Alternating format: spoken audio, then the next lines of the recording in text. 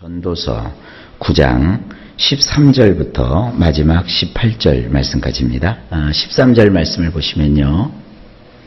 내가 또 해 아래에서 지혜를 보고 내가 크게 여긴 것이 이러하니. 원문을 보면 이렇습니다. 또한 이것은 내가 태양 아래에서 본 지혜이며 그것은 나에게 큰 것이었노라. 오늘 말씀은 그냥 쭉 서술형이에요. 거침없이 쭉 읽어내려가 보면 무슨 뜻인지 이해가 되는 말씀입니다. 그래서 길게 말씀을 드리진 않고요. 내용만 확인을 하도록 하겠습니다. 태양 아래에서 그가 이렇게 뚫어지게 봤어요. 그랬더니 태양 아래에 어떤 그 지혜에 관한 일을 지금 그가 보고 이야기를 해주는 거예요. 지혜에 관한 얘기예요. 근데 이것은 자기에게 있어서 큰 것이었어요. 작은 일이 아니라 아주 큰 일이었어요. 아주 중요한 어떤 지혜에 관한 일을 이 전도서 기자인 코엘레트가 보았습니다. 그 내용이 뭘까요? 14절을 보시면요.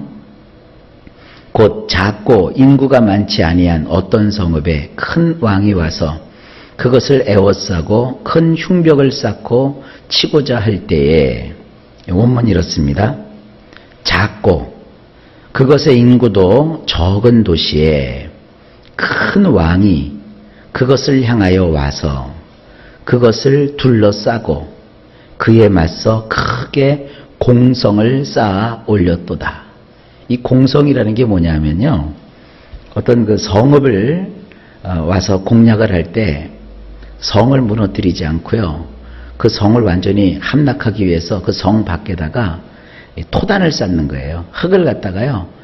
계속 쌓아 올려가지고 그 성벽보다 높게 쌓는 거예요. 그래서 높게 올라가가지고 거기서 이제 화살을 날리거나 또 무슨 뭐 돌을 날리거나 이렇게 해가지고는 그 성을 공략을 하는 거예요.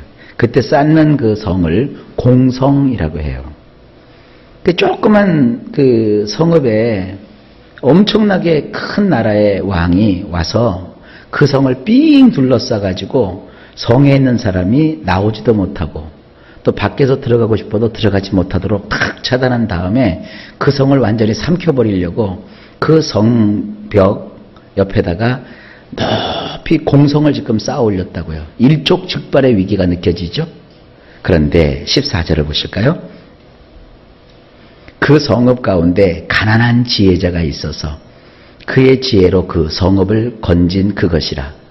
그러나 그 가난한 자를 기억하는 사람이 없었도다. 원문을 보면 이렇습니다. 그 안에 가난한 지혜자가 발견되었는데 그가 그 도시를 그의 지혜로 건져내었도다. 하지만 그 누구도 그 가난한 사람을 기억하지 못하는도다. 이게 참 재밌어요.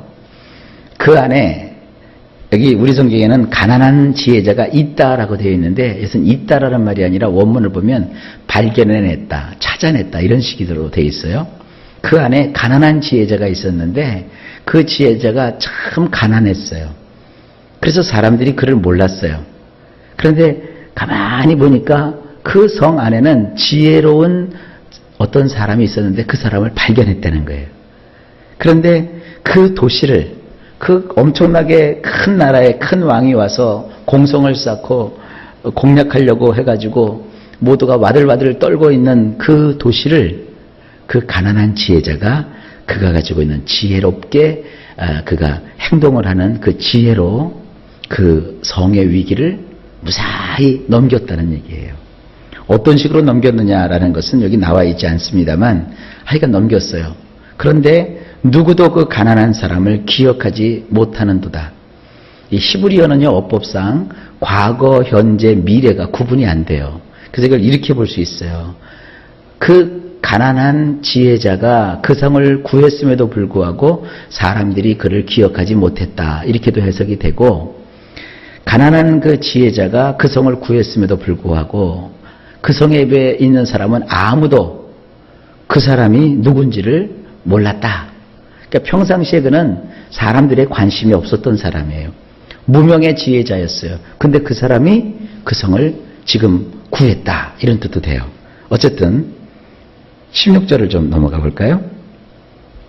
그러므로 내가 이르기를 지혜가 힘보다 나으나 가난한 자의 지혜가 멸시를 받고 그들의 말들을 사람들이 듣지 아니한다 하였노라.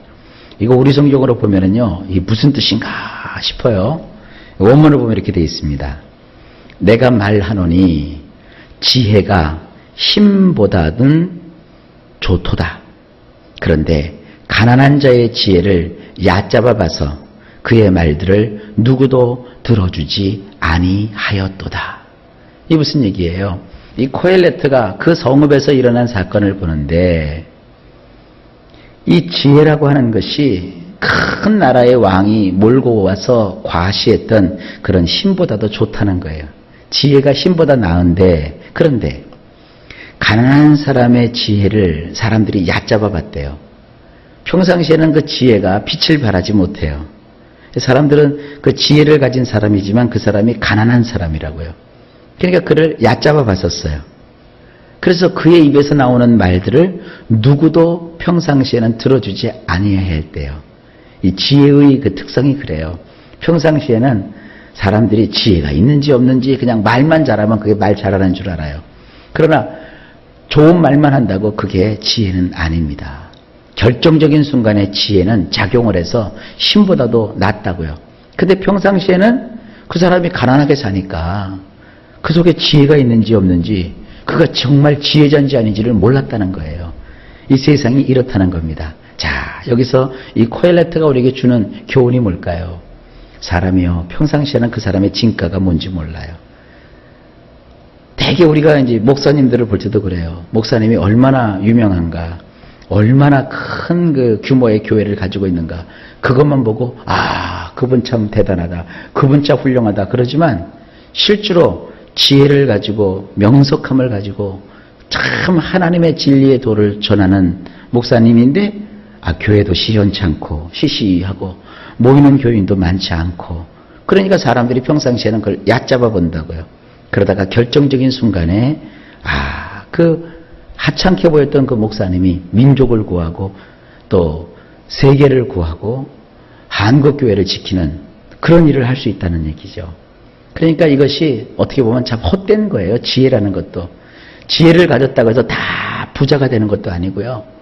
사람이 정말 온 성읍을 건져낼 만큼의 큰 능력을 그 속에 가지고 있어도 평상시에는 그것이 드러나지 않을 수 있다는 겁니다. 이게 세상이라는 것을 코엘레트가 지금 보여주고 있는 겁니다. 자, 17절을 보실까요? 조용히 들리는 지혜자들의 말들이 우매한 자들을 다스리는 자의 호령보다 나으니라.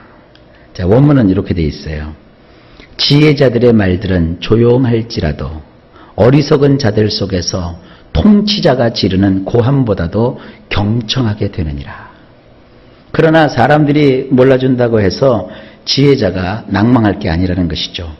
지혜자의 말들은 조용할지라도, 평소에는 조용할지라도 어리석은 사람들을 앞에 놓고 큰 소리를 치고 고함을 질러대면서 통치자랍시고 막 그들을 휘두르는 사람들의 그 고함 소리를 사람들이 결국은 듣는 게 아니라 조용하게 얘기하는 지혜자의 말을 결국은 경청하게 된다는 것이죠.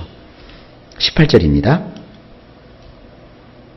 지혜가 무기보다 나으니라. 그러나 죄인 한 사람이 많은 선을 무너지게 하느니라. 이것도 우리 성경으로 보면은요, 이게 무슨 뜻인가 헷갈립니다. 원문을 보면 이렇게 되어 있어요. 지혜는 전쟁 무기들보다도 훨씬 좋은 것이니라. 한 사람만 삐딱해져도 많이 만들어 놓은 좋은 것도 박살이 나고 마느니라.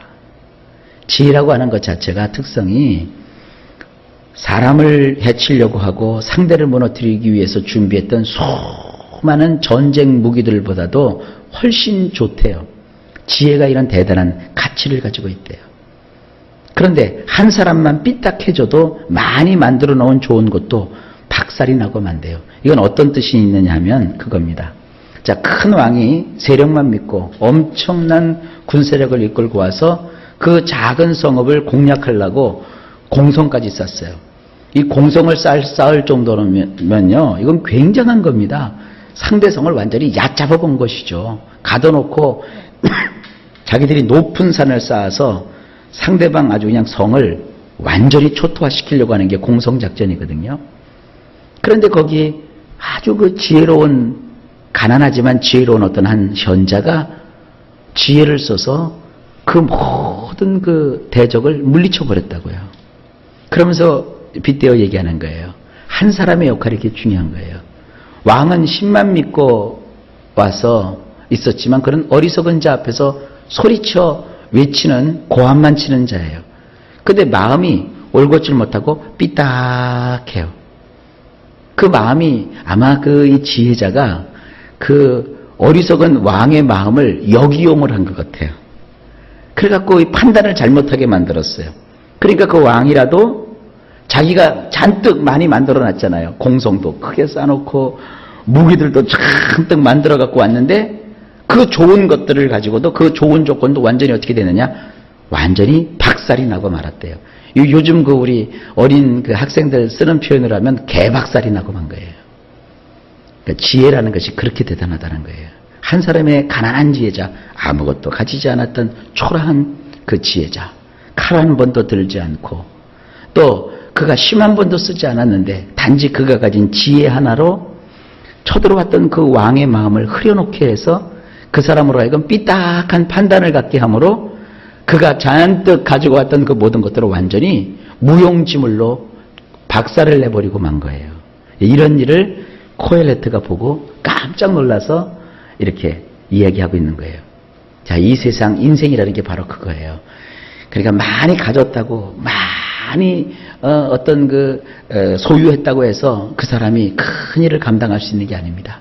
비록 적지만, 가난하지만 한 사람의 지혜가 오히려 그런 사람들을 무너뜨리고 부끄럽게 할 수 있다는 것이 바로 이 세상 이치라는 겁니다. 자, 이러한 그 코엘레트의 말 속에서 우리가 여러 가지를 생각할 수 있습니다. 그 교훈은 여러분들이 알아서 적용들을 하시면 되겠습니다. 세상이 바로 이런 것입니다.